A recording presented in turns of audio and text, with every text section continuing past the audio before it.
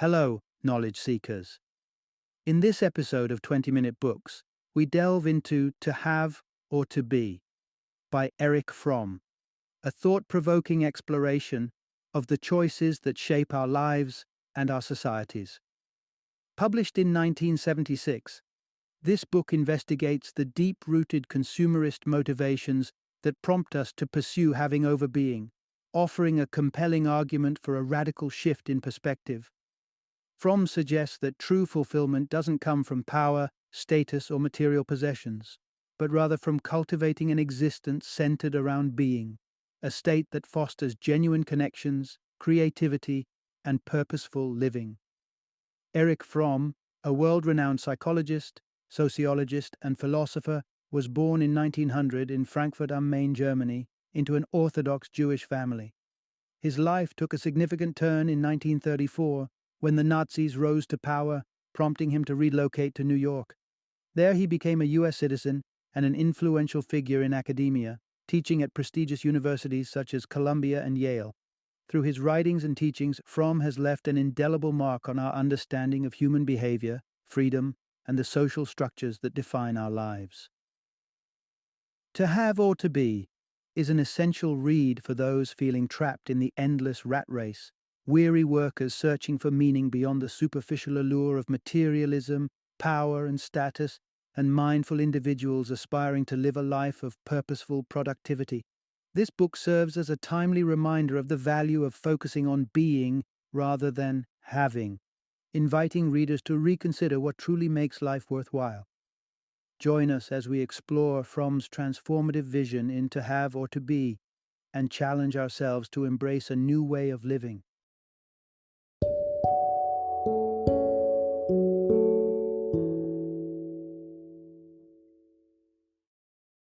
To Have or To Be, a classic about the psyche and socioeconomic change.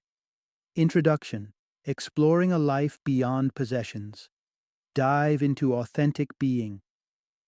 Do you often find yourself measuring your worth by the weight of your wallet, the laurels on your professional mantle, or the brand of clothes draped over your frame?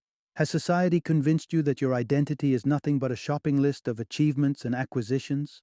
There's a relentless whisper in our ears, suggesting that significance, purpose, and joy are commodities that can be bought or strived for, that to be fulfilled, one must have. But imagine for a moment a different path, one less trodden, yet promising a more profound sense of fulfillment.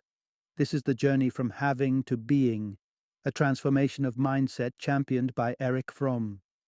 It's about stepping away from the relentless pursuit of acquisitions and accolades, to embrace a way of life where these no longer dictate our value. This paradigm shift frees us from the competition for validation and happiness, enabling us to pursue what truly matters for our holistic fulfillment, and to envisage a society that mirrors these values. In uncovering the virtues of being over having, you will delve into the pitfalls of a having mindset and its failing equation with happiness, the realization that happiness and economic growth are not synonymous, and never will be, the potential for a being mindset to not just enrich lives but also contribute to saving our planet. Prepare to challenge your perceptions, to redefine what truly matters, and to discover the freedom that comes with authentic being. Part 1. The Illusion of Economic Progress. Chasing Happiness in a Material World. In a world where every billboard, advertisement, and social media post seems to whisper, "This will make your life better," it's no wonder many of us feel trapped in a cycle of wanting, obtaining, and still feeling unfulfilled. Society's conveyor belt moves us through one acquisition to the next: a sleeker car for success, the latest smartphone for efficiency. And yet, amidst this abundance, a haunting sense of emptiness prevails. Why is it that with each new acquisition, instead of moving closer to satisfaction, we only seem to spiral deeper into dissatisfaction, loneliness, and disillusionment? The truth we're often reluctant to confront is that there's a glaring mismatch between the promise of economic progress and the reality of personal and societal happiness. The Western chase for happiness, defined through endless consumption, has paradoxically led to a surge in anxiety, depression, and addiction. Our society's relentless drive for comparison and competition doesn't just leave individuals isolated, it weaves into the very fabric of our communities, instilling a sense that we must incessantly strive for more. However, the toll of this insatiable hunger for more transcends personal discontent. It reshapes the societal landscape itself. The capitalism that underpins Western society, with its credo of individual gain over collective well-being, has fostered a culture where sharing, solidarity, and contentment are sidelined. Such an environment not only deepens the chasm between economic classes, but also sows the seeds of conflict, as history has repeatedly shown with wars often rooted in greed. At its core, society's perpetual push towards accumulation leads to an unsettling irony. The more we have, the less fulfilled we become. The ripple effects are evident. Employers manipulate customers, bulldoze competition, and exploit workers in the name of profit. This begs the question, is there an alternative? While swapping capitalism for communism might seem like a solution, it too fails to address the underlying issue, our collective obsession with consumption. Therefore, it's imperative to initiate far-reaching social and economic reforms if we're to realign our society in a way that serves the broader good, not just the interests of a few. Without such changes, the cycle of yearning and disillusionment is doomed to persist. In our constant quest for happiness through material means, it's crucial to pause and reflect. How does this endless pursuit impact our relationship with ourselves and those around us? Is there a more fulfilling path waiting to be discovered? Let's delve deeper into these questions and explore the possibilities. Part 2. The battle between having and being, shaping our experiences and identity. Take a moment to think about the things you own, your favorite watch, those stylish sunglasses. Okay, now consider your job, your relationships. It's strange to list these alongside possessions, isn't it? Yet it's not uncommon for us to subconsciously equate them. This is a reflection of how we, as a society, have been conditioned to perceive value and completeness through the lens of ownership.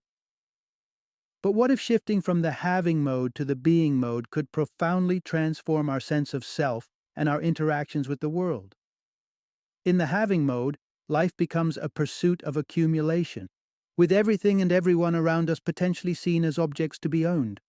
This mindset infiltrates our language and perceptions, where, for instance, we often hear about having a partner rather than being with them.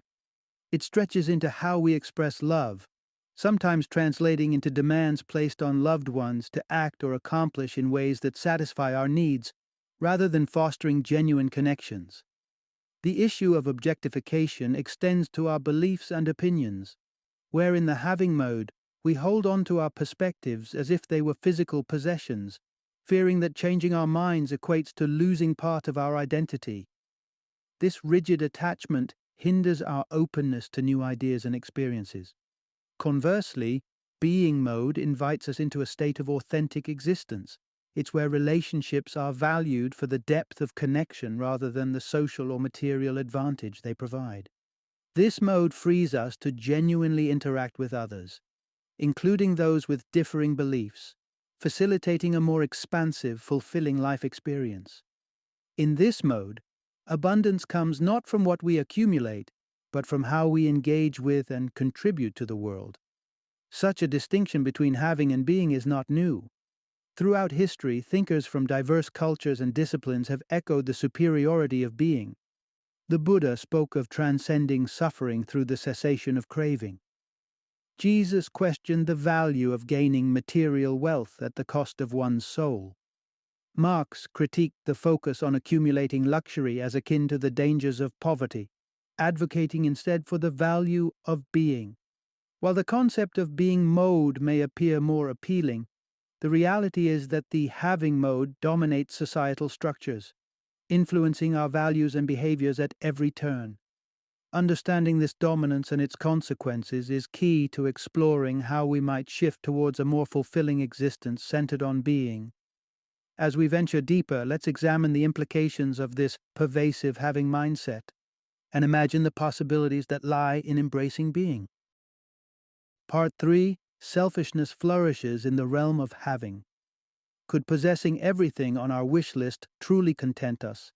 It's a tantalizing idea, but living in a world where this pursuit becomes universal reveals a stark reality, an environment where those with power prioritize self-interest, and the broader populace remains indifferent to societal issues unless directly impacted. This self-serving mindset isn't confined to the corridors of power. It permeates our collective societal fabric, underlining a profound disconnect from communal responsibility. At the helm, where decisions wield the power to shape lives, the glorification of selfishness manifests through leaders whose actions speak volumes of their allegiance to self-gain. Business moguls and political figures driven by personal gain craft policies and legislation that serve their ends, conspicuously ignoring the broader good. Whether it's corporate chiefs safeguarding their bonuses amidst workforce reductions or politicians currying favor with affluent backers at the public's expense, such actions have unfortunately become expected, numbing us to their inherent selfishness. This normalization begs the question: if our societal construct breeds and rewards such self-centeredness, can we truly expect anything different from those in positions of influence? This brings us to the crux of societal engagement, or the apparent lack thereof. Engulfed in the having mode, the general populace relinquishes societal improvement endeavors to a mere thought, seldom translating into action. Overshadowed by personal gain pursuits, the wider community's welfare fades into oblivion, leaving societal progress and ethical governance in a lurch. This inaction perpetuates a cycle of passive complicity, where the societal divide only widens, a chasm between the affluent and those disenfranchised, categorized starkly as exploiters and the exploited. Amid this divide, the latter sees revolution as the sole path to reformation. Such a societal upheaval turns the page towards a new chapter, one centered on being rather than having, paving the way for transformative societal overhaul. Imagine a realm where foreign relations are healed and resource-driven conflicts become relics of the past. In this envisioned world, peace isn't just plausible, it's within reach, a testament to the potential of transitioning from a self-centric to a community-focused ethos. However, the ripple effects of the having mode extend beyond interhuman dynamics to how we interface with our environment. As we delve deeper, let's explore the impact of this pervasive mindset on our relationship with nature, unveiling another facet of the complex tapestry of selfishness fostered in the realm of having. Part 4: Earth at the Crossroads: Humanity's Struggle Against Nature. In the epochs preceding the Industrial Revolution, our predecessors lived in harmony with nature, acutely aware of the symbiotic relationship that tied their fates to the Earth's well-being. This reverence for the natural world ensured a balance, a mutual flourishing that recognized the inherent value of every element in the ecosystem. Yet, as greed became the engine of progress, this equilibrium has been jeopardized, pushing both the planet and its inhabitants toward a precipice of survival. The transformation from coexistence to dominance marked a paradigm shift in our interaction with the environment. No longer partners in the dance of life, we positioned ourselves as conquerors, seeking to bend nature to our will, extracting its riches with little thought for the consequences. The exploitation of water, air, and forests, this relentless raid on natural resources, underscores a stark detachment from the reality that nature's bounty is not infinite. Ironically, nature's response to this onslaught reveals its indomitable spirit, thrumming a warning of the limits of human intervention. Despite these clear signals, humanity's hubris persists.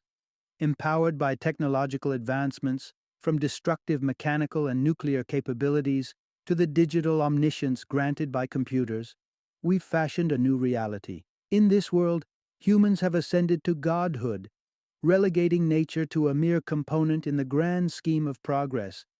But this delusion of supremacy and control brings us to an unprecedented crisis point.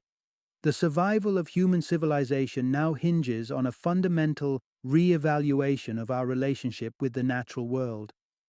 The industrial mindset, which views the environment with disdain, initiates a cycle of ecological degradation and climate change, threatening not just human life but every form of existence on the planet.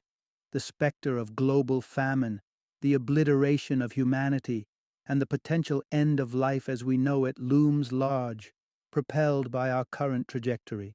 To counteract this grim future, an entirely new ethical framework is imperative, one that embraces a radical transformation in our interaction with the environment.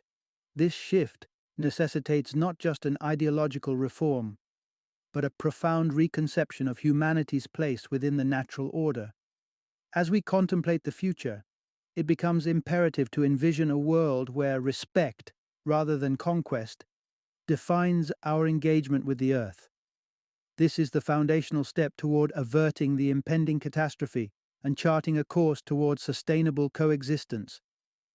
Next, we will delve into the contours of this necessary transformation, exploring the potential pathways to a harmonious relationship with nature. Part 5. From Discontent to Fulfillment, a Journey of Transformation. Over 2 millennia ago, in an audacious quest for meaning, Siddhartha Gautama renounced the trappings of royalty for the path of enlightenment, eventually emerging as the Buddha. His odyssey from privilege to spiritual awakening illuminates a truth relevant to our contemporary quest for satisfaction. Merely amassing possessions and achievements fails to quell the undercurrents of suffering in our lives. While few of us might take the drastic step of foregoing all worldly ties, the essence of Buddha's journey underscores a critical insight. True contentment demands a profound shift in perspective. Understanding the root of our dissatisfaction is paramount. The crux of the issue lies in the pervasive having mode of existence, which, far from being the solution, is actually a catalyst for suffering. Here's why. Firstly, grounding our self-worth in possessions or achievements creates a shaky foundation. Everything external is transient, loss is inevitable, and with it comes a torrent of insecurities. Our peace and happiness become hostages to the fear of losing what we have, casting a shadow over our very sense of being.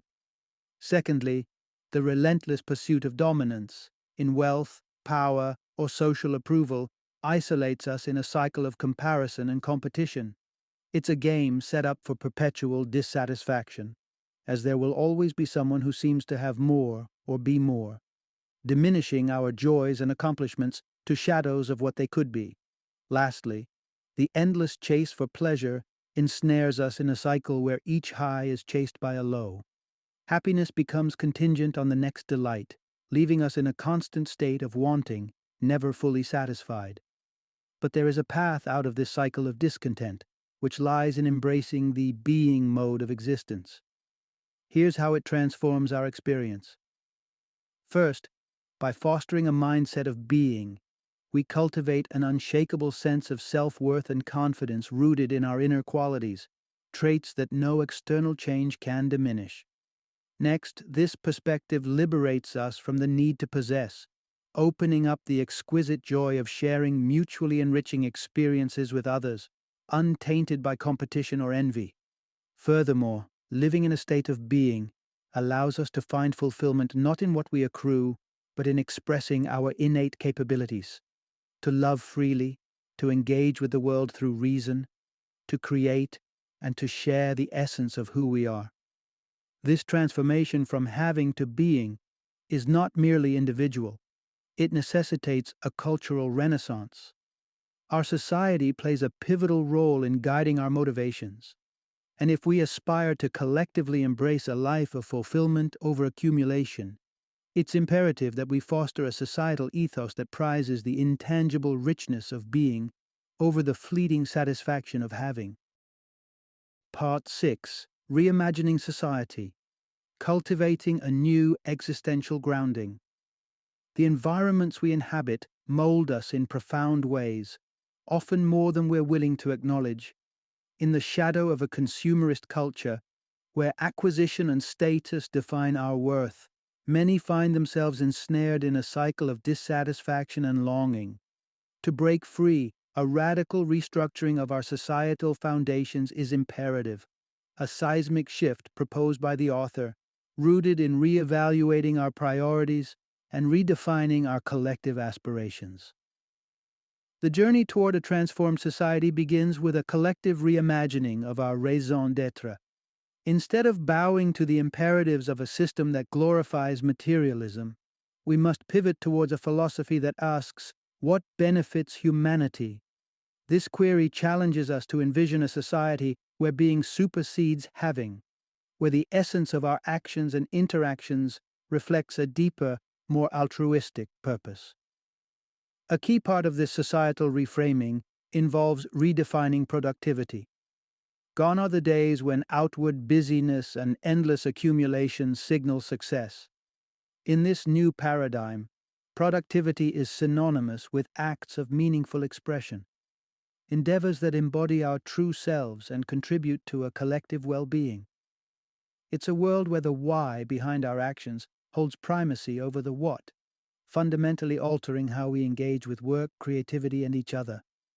This transformative mindset promises to reshape our relationships across three pivotal domains: people, possessions, and time. In this emergent society, seeing each other not as objects to be used but as fellow beings fosters authenticity, mutual respect, and creative expression. Such a shift promises a communal life where honesty and self-expression are not just accepted, but valued and celebrated. Regarding possessions, while ownership in itself isn't demonized, the compulsive consumerism driving us to incessantly acquire is replaced with a more conscientious mindset.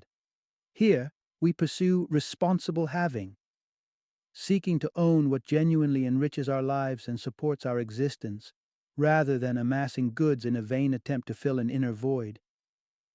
Finally, our relationship with time undergoes a profound revision. Instead of attempting to dominate time through acts of saving or killing, we learn to engage with it responsibly, striking a balance that respects the natural flow of life, eschewing the extremes of hyperactivity and indolence. While the path to such a society may seem daunting, the rewards, a collective existence marked by fulfillment and mutual respect, beckon irresistibly. Yet, transforming this vision into reality faces certain obstacles. As we venture further, we'll explore these challenges and ponder the steps necessary to transcend them, paving the way for a society where the ethos of being enriches every facet of our lives. Part 7. Embracing Change: Humanity's Reluctance versus the Quest for Fulfillment.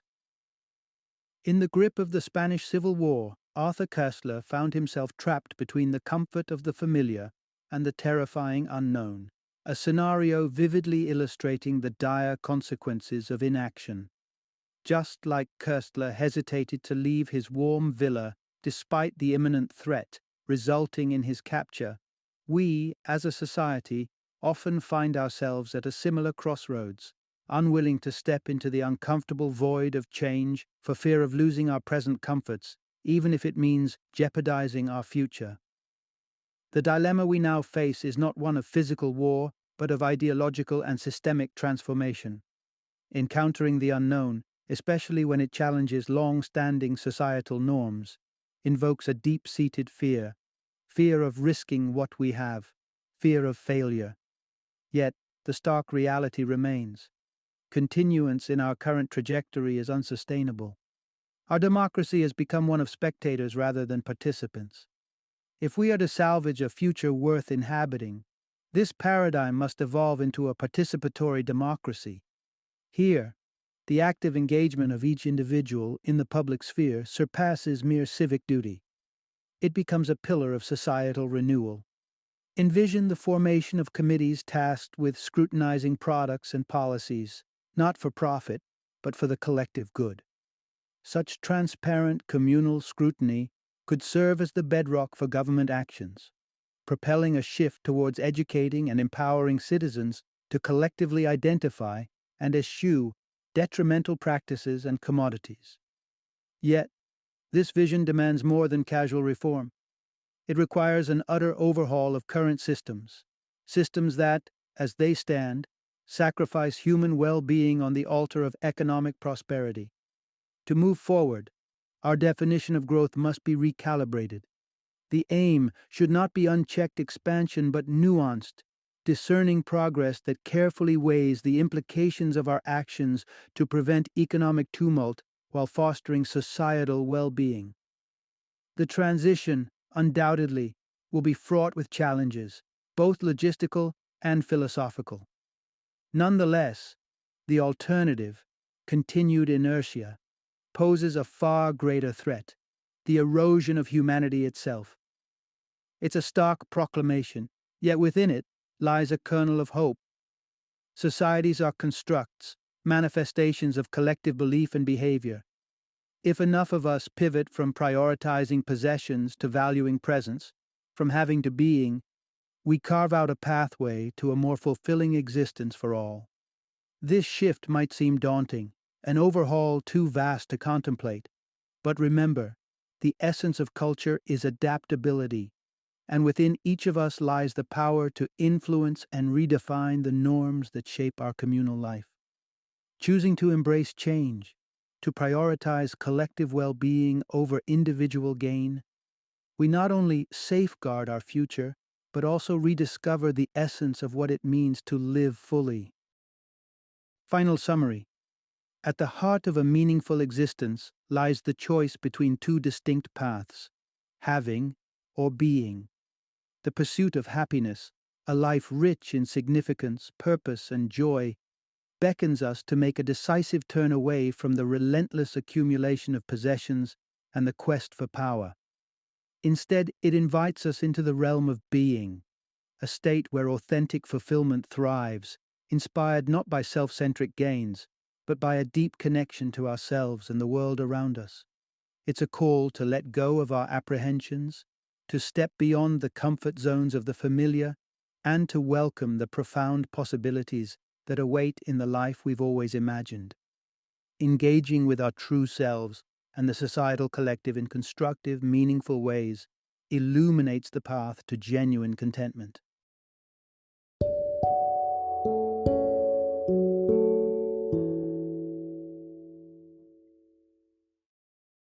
Thank you for joining me today on this journey of learning and discovery as we explored the insights of another thought-provoking book in our growing library of knowledge.